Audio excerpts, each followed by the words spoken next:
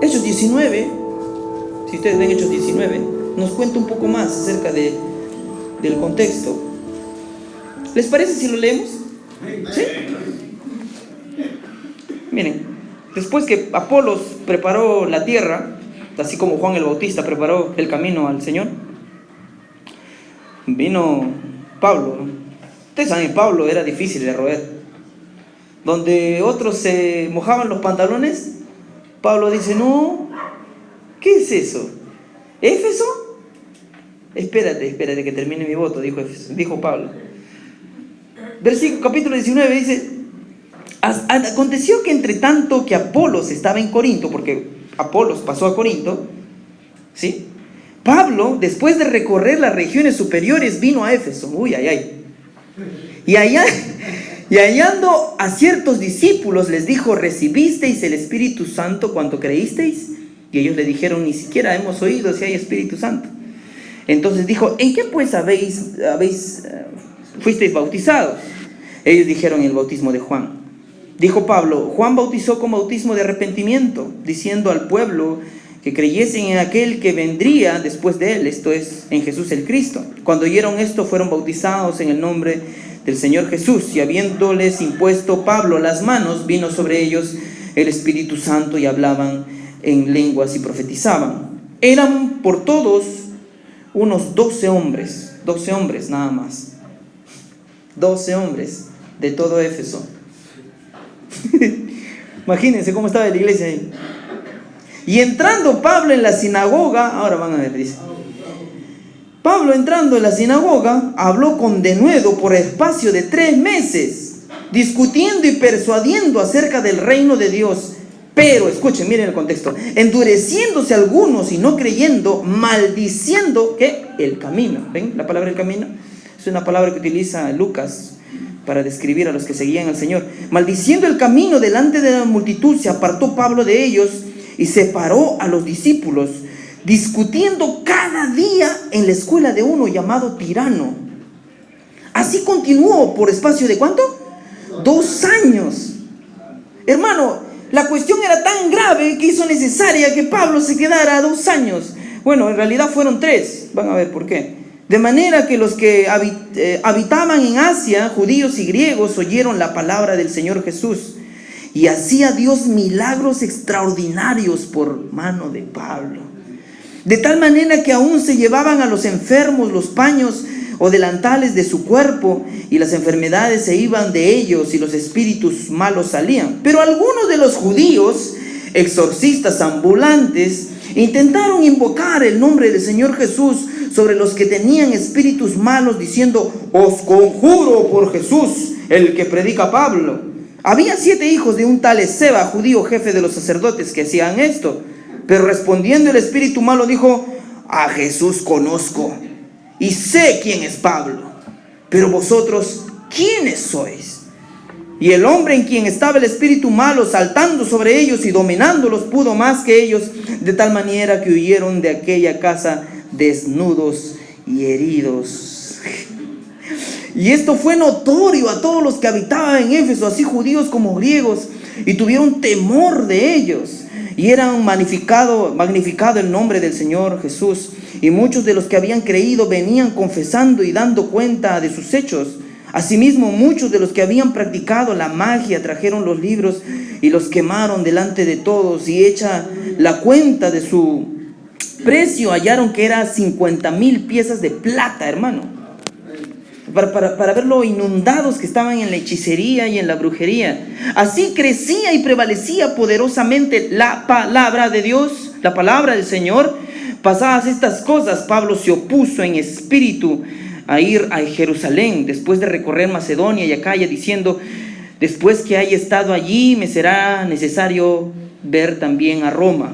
Que Pablo era temerario, ¿verdad, no?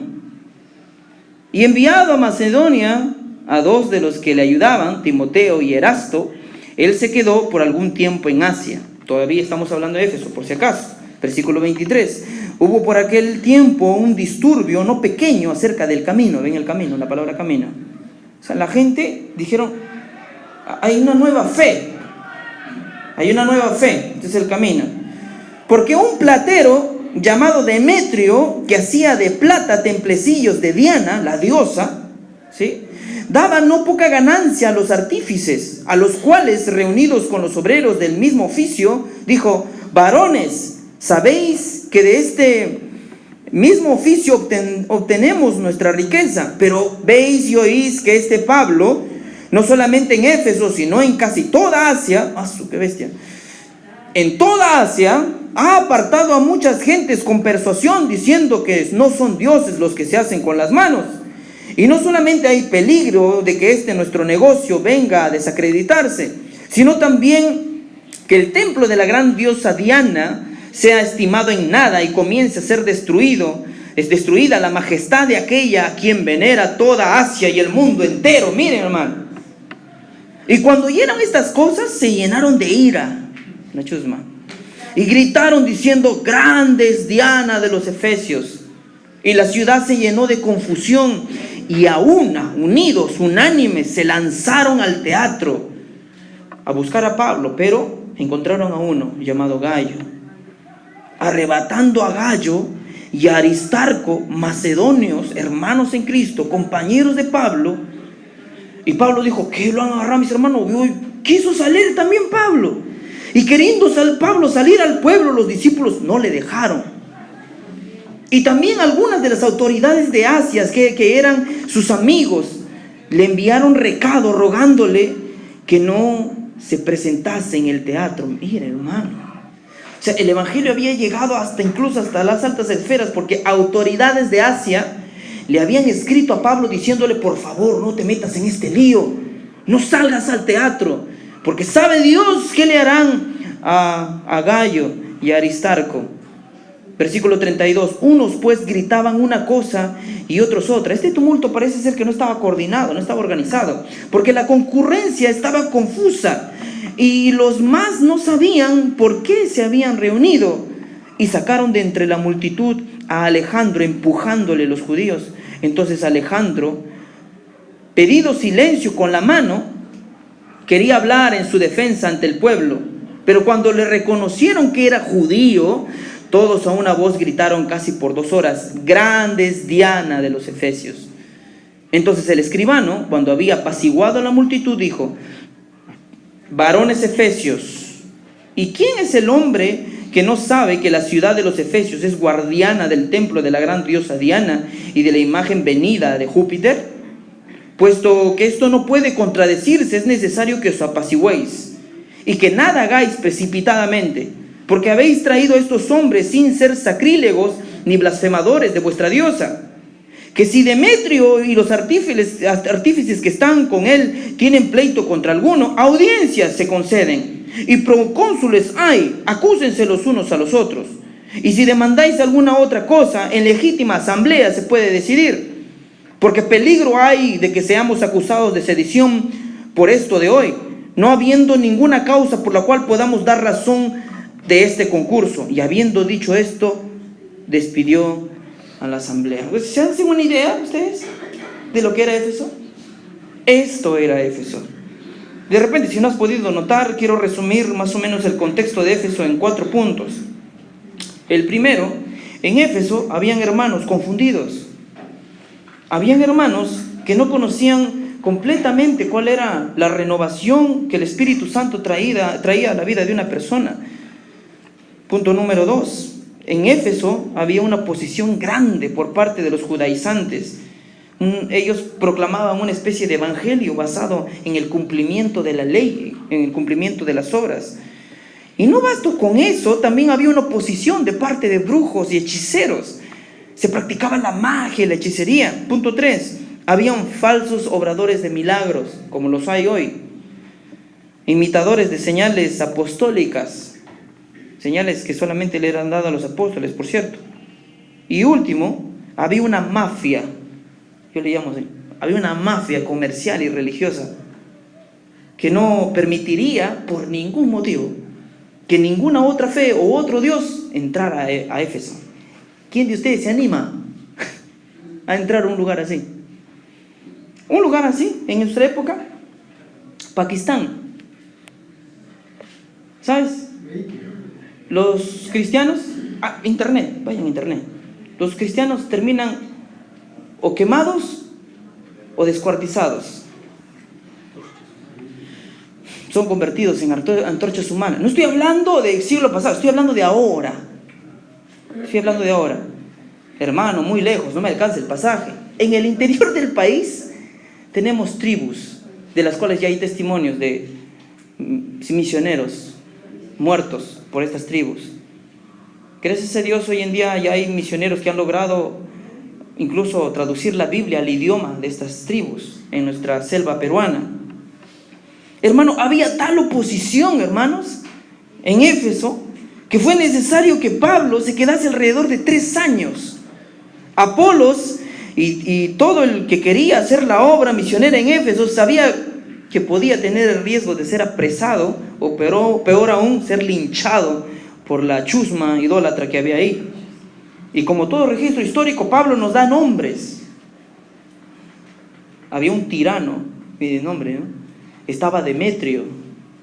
Se nos dan nombres de los cabecillas que dominaban Éfeso. Hermano, como dije, hermano, la cuestión se complica más siendo ellos judíos. Si siendo judíos querían afectar las costumbres griegas paganas, los judíos no eran vistos con buena cara en Éfeso. ¿Qué clase de hombre podía ir a ese lugar? Pablo estaba ocupado, ¿qué hacemos? Dicen. Apolos fue. ¿Qué clase de hombre era Apolos? El lugar nos dice mucho de qué mentalidad tenía Apolos. Apolos era un hombre de Dios, forjado en tiempos adversos. Anteriormente Pablo ya había instado a Apolos, hermanos, si ustedes no sabían, parece que Apolos ya había tenido experiencia en Corinto. Si ustedes van por favor a 1 Corintios capítulo 16, versículo 12, en Corintios, 1 Corintios capítulo 16, versículo 12, vas a ver que Pablo dice esto: acerca del hermano Apolos, mucho le rogué que fuese a vosotros con los hermanos, mas de ninguna manera tuvo voluntad de ir por ahora, pero irá cuando tenga oportunidad. Corinto, Éfeso y Roma eran bastiones que se debía ganar, que la iglesia debía ganar, y Pablo tenía la mirada puesta en estos lugares. Así que Pablo insta a Apolos a visitar Corinto, pero al parecer Apolos ya había hecho ministerio y requería consolidar la iglesia en otro lugar. Apolos era una clase de agente especial. ¿Por qué? Porque hasta donde se nos cuenta en el libro de Hechos, Lucas nos dice que no había nadie en realidad que fuera. No estaba ni Bernabé, ¿sí? Probablemente Esteban hubiese sido, pero lo mataron al principio. ¿Quién iría? Apolos prácticamente había sido entrenado y era la fuerza pesada. Era la fuerza de inicio. Antes que llegara Pablo, necesitaban a alguien ahí, alguien fuerte. Así que Pablo había enviado a Apolos en lugares donde las cosas se ponían feas antes que él llegara. En el libro de Tito vas a ver que Apolos también es enviado a Creta. ¿Saben qué es Creta? Por favor, vayan a Tito, capítulo 3, versículo 13. Tito, capítulo 3, versículo 13. Aquellos hermanos que de repente quieren conocer un poco más. Tito, capítulo 3, versículo 13, ¿qué dice? A Zenas, intérprete de la ley, y a Apolos, encamínales con solicitud, de modo que nada les falte. ¿Sí? Que nada les falte. Pablo quería que Tito les guiara a Apolos para hacer el ministerio en Creta. ¿Qué lugar era Creta? ¿Qué tipo de lugar era Creta? Retrocede al capítulo 1, versículo 12. Retrocede al capítulo 1, versículo 12. Dice Pablo, uno de ellos, dice Pablo acerca de Creta, su propio profeta dijo: los cretenses siempre mentirosos, malas bestias, glotones ociosos. Este testimonio es verdadero, dice. Por tanto, Miren, hermanos, miren cómo, o sea, requería carácter para poder predicar el evangelio en ese lugar, ¿verdad? Miren el lenguaje que utiliza Pablo. Este testimonio es verdadero. O sea, la gente, los cretenses, la sociedad de Creta eran mentirosos. Malas bestias se refería a que eran gente floja. Y en la sociedad, en la ociosidad, abundan los vicios. ¿Sí? Yo creo que hay un paréntesis para los padres. Nunca dejen que sus hijos estén ociosos. Malas bestias, glotones ociosos, dice. Versículo 3, este testimonio es verdadero. Por tanto, ¿qué? Repréndelos duramente, dice Pablo. Repréndelos duramente para que sean sanos en la fe. ¿A quiénes? ¿A los gentiles? A los cristianos. No atendiendo a fábulas judaicas ni a mandamientos de hombres que se apartan de la verdad. Todas las cosas son puras para los puros, mas para los corrompidos e incrédulos nada les es puro, pues hasta su mente y su conciencia están corrompidas. Profesan conocer a Dios, pero con los hechos lo niegan, siendo abominables y rebeldes, reprobados en cuanto a toda buena obra. Hermanos, estamos hablando de que Apolos era enviado a los lugares difíciles. Así que Apolos era la fuerza especial de la iglesia del primer siglo. Apolos era el SWAT. Y dijeron, Creta, malas bestias, ¿a quién mandamos? Apolos. ¿Ve? El agente 007 Apolos se fue a Creta también. Una calaña, Creta era una ciudad de la misma calaña que Éfeso y Corinto, hermano. Y como decían algunos predicadores puritanos antes, ese lugar era otro nido de ratas. ¿Quién iría allí? Apolos dijo, yo iré. Hermano, que el ministerio se desarrolle en tiempos adversos no es cosa nueva. Aquellos hermanos que ministran en este lugar llamado Huáscar, hermano, debemos comprender que la obra nunca es fácil. Jóvenes, Dios nunca ha llamado a hombres que tienen tiempo. Cierto, cuando uno es joven tiene preocupaciones, yo también las tuve. ¿Significa que el llamado de Dios nos va a llevar a descuidar nuestra vida profesional? No. Pero Dios requiere prioridades. Prioridades. Pablo y toda la iglesia sabía que para ser un hombre de Dios uno debía ser forjado en tiempos difíciles. Y estamos viviendo tiempos difíciles. Estamos viviendo en tiempos en los que el matrimonio homosexual ya se enseña en nuestras escuelas. Estamos viviendo en una época en la que en la propia iglesia se generan este tipo de desórdenes, incluso sexuales. Estamos viviendo en una época donde hay hijos rebeldes que no obedecen a sus padres y se requieren padres valientes para poder aplicar disciplina y no le tengan miedo a sus propios hijos. Estamos viviendo en una época así. Estamos viviendo en una época donde hay hijos contumaces. Estamos viviendo en una época donde en la política tenemos corrupción. Estamos viviendo en una época adversa. En una época en la que se requiere que mujeres y hombres puedan combatir con la fe, con su fe puesta en mano. Y Apolos es un ejemplo de ello. Ahora, hermano, hasta ahorita no he hablado del texto, ¿se han dado cuenta? El texto que he citado hace un momento no lo he tocado. ¿Por qué? Porque era necesario que ustedes sepan que el lugar donde Apolos había ido no era un lugar de fiesta, ¿sí? Hermano, Huáscar no es un lugar de fiesta. Saca tu celular en el 3 nomás. Ahora, fuera de tener una visión muy social, hasta psicológica del asunto, puede decir, ¿hasta cuándo va a haber la criminalidad? El cristiano no dice eso. El cristiano dice, ¿hasta cuándo el evangelio no será predicado a esas personas? Un hermano, aquí el papá de Luigi, me decía, hermano, falta sitio. Y él me decía, allá. ¿Dónde, hermano? Allá donde hay fumones, me dijo. ¿Cuántos de ustedes vienen de arriba? ¿Quién irá a ese lugar? ¡Qué miedo!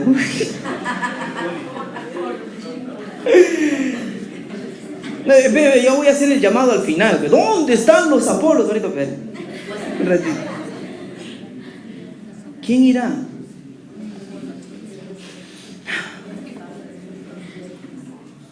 Suena gracioso, pero en realidad debería llenar nuestro corazón de tristeza.